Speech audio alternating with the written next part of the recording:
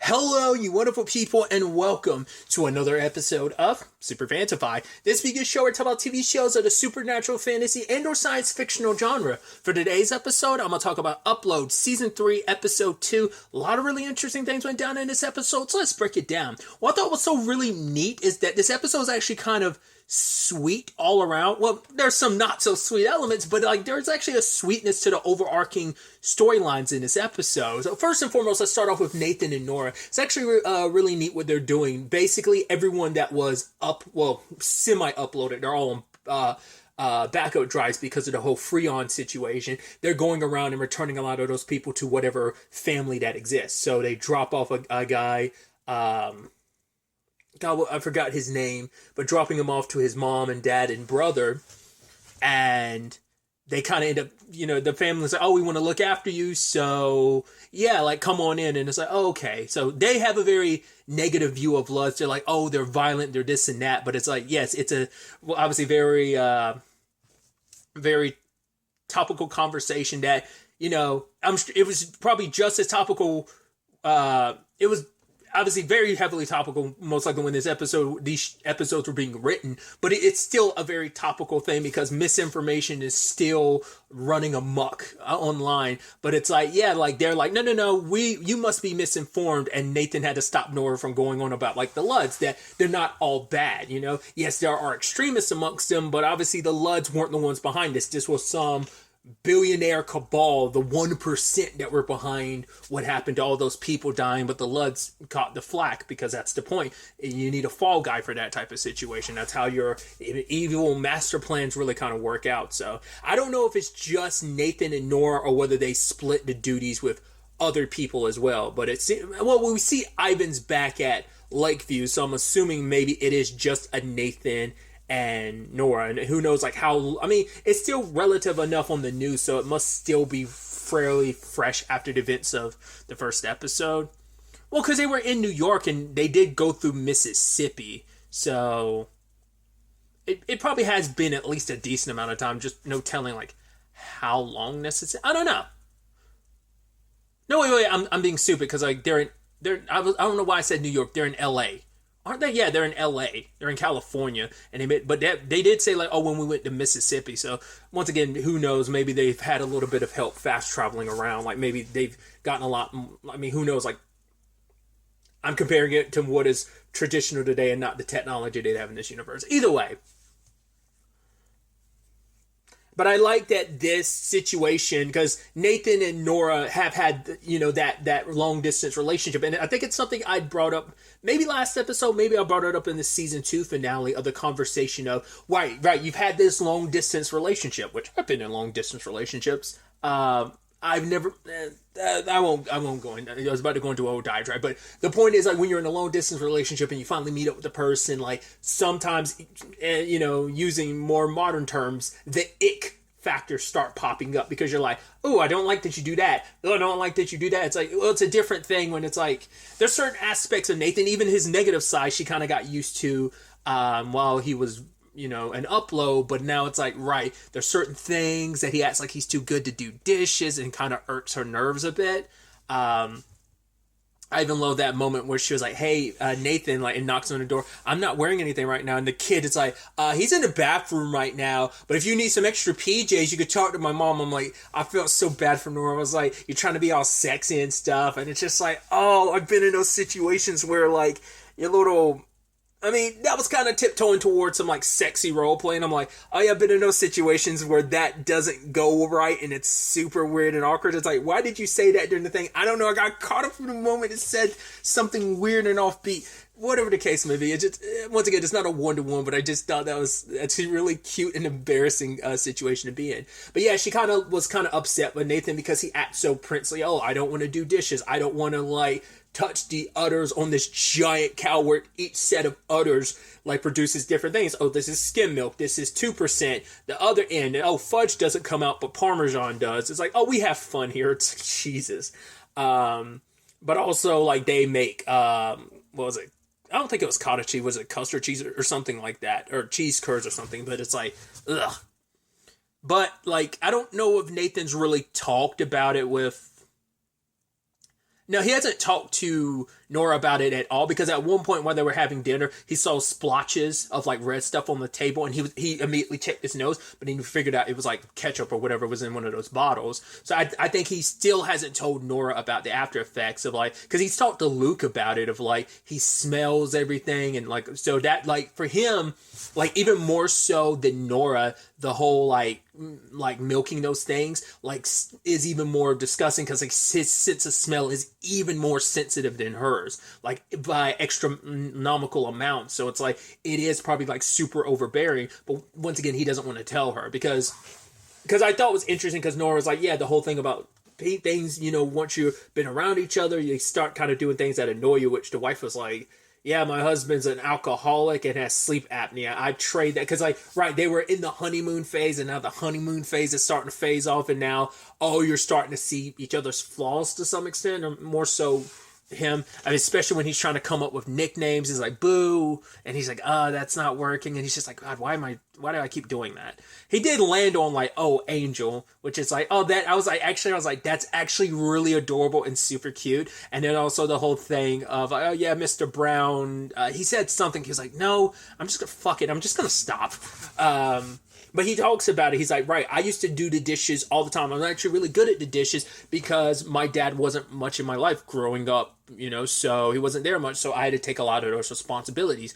Even when you stepped on that bee, I'm the one that carried the duffel bag all the way, you know, across Mississippi. But I didn't say anything because I'm not trying to keep score. So it is a thing of like, I don't like, I know I can be a narcissistic douchebag, but I'm not like too like good to like do all this stuff. I can do it. It's just, you know, but also it was neat getting Nora's perspective of, yeah, I get a little sensitive about it, because the first year of our dynamic was me being your angel. So I had to serve you. So I'm kind of like not liking being back in that position again, because it almost feels like it's like, yeah, that was us then versus who we are now. And it feels, I could see it in a certain perspective, it feels like it's backtracking a little bit. It's like we should be growing together, but we're kind of staying fit in the roles, because it's almost like, you know, not like Nathan meant it, but it does come off a little like, yeah, let's kind of stay on our gender roles of women do the dishes. Like I could see like that kind of coming off that way, especially when the entire part of their relationship was her initially serving him, popping up when he called, right? But it's like, yo, like we are like out and about, we're alive and together, so we can take this opportunity to like, you know, grow together, and like we carry the weight. So it's really cute. It's like, right, you're not my angel, even though you are my angel. She's like, you're not a prince, even though you are my prince. I was like, I'm getting all the sappiness and the lovey-doveyness. Oh my God, it's so adorable. I could choke on how cute it is. That was super adorable. I was like, that's amazing. So, but they end up kind of moving on afterwards. So it was kind of, I think, a worthwhile development and journey, because it helped develop their relationship and put them in a different circumstance that I think allowed them to kind of get a different perspective and view on things. I thought that was really sweet.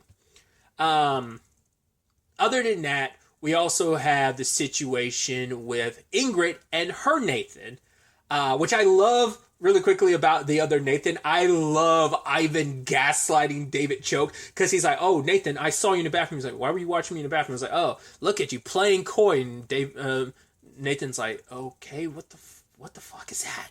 And he goes and talks to Ivan about it, and Ivan's like, oh, what? Nathan's never left the Lakeview. I mean, remember, we had this conversation, because he was like, oh, could it be like, he's wondering, could his mind be degrading after such a long time? And it's like, oh, you remember Mr. Choke? We've had this conversation like several times. He's like, yeah. I was like, yo, Ivan with the gaslighting. Hell yeah. I love that. I love that so much. I mean, because it also helps to have someone on the inside. Now, what's going to be interesting, though, is... I'm also curious, is Ivan not going to say jack shit about there being a Nathan here? Like, is he not going to say anything to Nora and Nathan? I mean, there's no way they know about that. Not unless, I mean, he probably hasn't had an opportunity to contact them since everything went down. He probably just went back to work to keep, you know, everything low key, especially considering the Ludds are kind of enemy number one after everything. We haven't caught up with Nathan's mom to see where she is in the aftermath of last episode, but maybe we will in upcoming episodes. But either way, Also, once again, David Choke being the way he is, he's like, oh yeah, like putting all this food on him. Because that is that stereotypical rich person thing of like, oh yeah, you have people literally laid out naked acting as your plates. And it's like, oh, did your previous angel do this? He was like, no, she had too much self-respect. I love that we're just tearing down these other angels like Ivan or Tinsley because it's like, yeah, they don't have enough self-respect. Or confidence. It's like, oh, that's so sad taking advantage of them like that. But yeah, I love, and Ivan probably got back at him a little bit with that gaslighting, which I love it. But either way, back to the Ingrid thing. I do love that she's talking to like her AI guy stylist about everything. I love him being like, oh, your skin is so flawed. It's so interesting that someone with such beautiful skin does so much concealing. I was like, oh, I love that. But it's like, oh, what do you want to go for? No, I wanted to speak to your, like, hairstyle. I was like, oh, you want to go with I want to speak to your manager. No, I would not lower my voice. And she's like, stop right there. But she's like, guess what? Nathan doesn't remember anything. Even that baby cuckoo phase. It's like, oh my God, that was wild. But then the AI guy leans in. He's like, but that's, oh God, what was the phrase he used? He used some phrase. But basically he was like, oh, that was kind of crazy. But also that was so like, I forgot the term he used. And Ingrid was like, yeah, that is so me to kind of being baby crazy like that for a second. Oh, that felt so me. But I love that she wanted to try and make things work. It's like, I got a second chance with Nathan and I'm not going to fail it this time. So she wanted to be more like Nora. And she got her hair cut like Nora, which, like, especially with the blonde hair, I was like, I'm getting, I guess also because I've seen, like, the actress who plays, Princess Diana in The Crown. I've never seen The Crown, but I've seen bits and pieces of trailers and commercials for it. So, but I've seen like Princess Diana, and I'm like, she definitely with that hairstyle, blonde hair and everything. I was like, oh, definitely giving off Princess Diana vibes. But she tried to be very much like Nora. I was like, that's weird. But also Nathan was kind of all for it. Which I'm also curious, like, the fact is Luke's in his depression must mean even he doesn't know about I guess he's been wallowing in his sorrows, that I guess because I'm like, I guess because of her new promotion, even, Alicia hasn't noticed the other Nathan too. Whatever the case may be. But, I'm going to finish up with Ingrid first. I do think it's so interesting when like they were like her and Nathan were banging it out, and then Tinsley showed up and she was blushing, and it's like, wait, why are you blushing? Were you watching us? She's like, what? No. I mean, but if you do it that many times, it won't be anything special. But she's like, oh, you did something illegal? Oh, I'm gonna blackmail you, and it's like, I own you. I want you to have boobs on your back to the point that your back hurts, bitch, or something like that. It's like, wow. It's like, because she knows that she has a thing for Nathan, but also it's like, you got to see an even more evil side. Like, once again, Ingrid's had her, like, manipulative moments, but I was like, the way she was treating Tinsley, I was like, she's kind of always kind of been like that, but that felt extra spicy types of evil. So I was like, that's kind of mean, making her look like Shrek. And it's like, every time you talk back to me, it's like, oh, you're going to have big boobs. It's like, and Tinsley was like, how's that a bad thing? It's like, you're going to have them under your actual boobs, and even gave her boobs on the back. Like, every time you talk back to me, I'm going to make you do a effed up thing to your avatar. So, but yeah, finishing up with Ingrid, her talking to Nathan where she was like, oh yeah, like I have my bad issues and stuff like that, and I want to be more honest and this and that. But Nathan was like, yeah, but people aren't like that. People are made up of positive and negatives. And it's like, I like your mix. And she's like, wait, you do? And it's like, yeah. And she came clean. She came clean to Nathan to be fair, that was also a Nathan that went through a lot. It's like, that's a Nathan that had Nora back in his life. So it changed some things. Because that was a Nathan that was conflicted about going back to Nora. Nora not being around.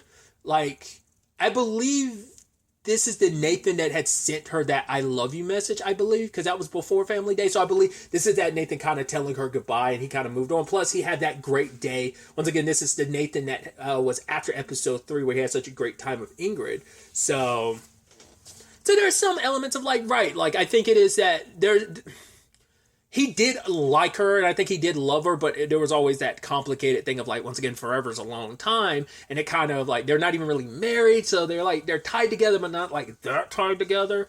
Plus, her dad was part of a cabal that murdered you, so. But either way, it's just everything they've kind of going through, and him thinking she, basically uploaded herself and died just to be with him, but now finding out the truth about her being in a tub and everything and in the hug suit, he was actually like, no, that's actually really sweet. The fact of the matter is, with everything, you've been here to help me and support me. I mean, it's like, wow, you need to get out of that tub. She's like, yeah, there's tadpoles in here. I mean, literal frogs came in or had babies and ended up leaving it. I've been here in here so long. But for him, he thought it was so sweet that it's like, yeah, for one, you were super honest with me. It took you a little bit, but you were finally honest with me. Plus, you did this for me to be with me. Like, I think that's actually kind of, obviously it's a little psychotic, but it's also like, you can see the sweetness in it. She's like, really? And obviously she had Tinsley cancel the because they were going to restore him. I don't know if that restoration was going to be oh, we're going to make him I don't know if that was going to be oh, we're actually going to start it over completely and make this the Nathan from the beginning of the series. If that what she was going for, or maybe she was going to reboot Nathan again. To basically who he was, so she has even more of a fresh start. So rather than this being a 2.0 start, this could be her 3.0 start. But it's like, no, 2.0 is good. He likes me as me. So it's actually really, really, like I said, it was a really sweet thing. So all the while that's happening, I brought it up a little bit earlier, Alicia's promotion, new responsibilities. Rather than leaving the AIs to be taught by the engineers, it's like, wait, we engineers are humans. And Lucy's like, we're going to teach them to be more human than the engineers. It's like, that's such a mean thing to say, especially after Craig got demoted and even less pay, with even less to do. That was kind of extremely mean. But the AIs do miss him because Alicia is in charge of teaching a certain number of them from it's what was it 1,400 to 1,600 or something like that, or 10,000. It was something like that. I think it might have been 10,000, 10,400 to 10,600. She's teaching the AIs that cover that element. I mean, those floors and stuff, and they're not getting it. They're like, wait, what? Because we do know that at least some version or some of the AIs, whether it's just. Because, once again, in my head, it's all the same AI system. Because obviously they do split from each other, but they all do have individual jobs. So it might only be certain AIs that have become a little bit more human. Like the AI that's with Ingrid, that's the hairstylist, might be more human than any other of the AIs. And the bell person behind the desk might be more human, or the elevator. You see what I mean? Because I treat it like, oh, they're all one AI and they're splitting up to do, but maybe they're all from the same system, but they're individual AIs built from that system, not just one system dividing itself multiple times. They are in that whole thing. I'm getting probably too caught up in the details of it because we've seen moments where they are human, but you're asking them to be even more human. So maybe that's what they're struggling with. I don't get it. The different versions of okay, which one of them got F as in shit's about to go down type of okay, so I thought that was interesting. I also love that we learned about not Leisha, because I'm messing up because that's what Lucy calls Alicia. But Lucy has a podcast talking about the reshuffling at the plays, and it's have you taken a listen? And Alicia's like, oh yeah, I've downloaded all the episodes, but there's just so much content. So the Lucy bits is what it's called. Play on juicy bits. But either way, Alicia had to break the news to Luke, which, he's trying to be happy for, but it also sucks because, once again, he doesn't know about the other Nathan. He's even there sculpting Nathan's head. It's okay, so there's that. Now Alicia's leaving you. She's no longer going to be your angel. In fact, Batia is your angel. And her first words are rule number 1 is don't fall in love with me. Because she's had because she had to witness that whole thing of Luke is obviously into Alicia. That's kind of oblivious to her. Nathan and Nora, but then there's also Tinsley's super obsessed with Nathan as well. So, but yeah, he's there trying to erase his memories. I do like that we get little peeks of examples of stuff. Obviously we've got stuff on screen, but there's a lot of off-screen stuff of Nathan and Luke hanging out together, them doing a backyard wrestling thing, and he wants to delete the memory and replaces it with Dragon Tales, which I'm I wonder how much did that copyright cost you, or to get the licensing to play even a snippet of Dragon Tales like that. Like, how much did that cost you? But it's like, Dragon Tales, that's a part of my childhood too. And Luke is so happy about it. He's replacing all the memories he's deleting, not only of him and Nathan, but also him and Alicia. Because it's like, yeah, he feels abandoned and alone, so he rather focus on the Dragon Tail stuff, and that starts messing with him. So luckily, Alicia shows up, and she kind of snaps him out of it and restores all his memories. Like, are we going to be able to do anything about it? It's like, okay, good. They're stored enough that they could just be backed up. And there was that memory where Luke was getting taught by Alicia how to twerk, and he was like, "Right, am I doing anything? Like, look at me. Is this right?" Which, funny enough, I was watching something. There was some video of a girl like teaching people how to twerk or something like that. I love it. Interesting timing because I watched that video like this week or something like that. It was meant to be like kind of a jokey video, but like people stitch it and like seriously like applied a lot of the technique that she taught. It was interesting. Either way, tangents and all that aside. But yeah, like Alicia's like, oh yeah, like memories of you and Nathan being idiots and me watching you be idiots. But because like I said, Luke felt like he had no one, but it was at a time too where Alicia was feeling down because she feels like she's failing the AI guys and she just doesn't know what to do. And obviously he reminds her like, no, you're a rock star. You got this. And it gave her the vote of confidence to go back in there and do it. It's like, right. He's like, I know what it's like being in the back of the class and you're just frustrated because there's a lot of stuff you're experiencing and trying to learn for the first time.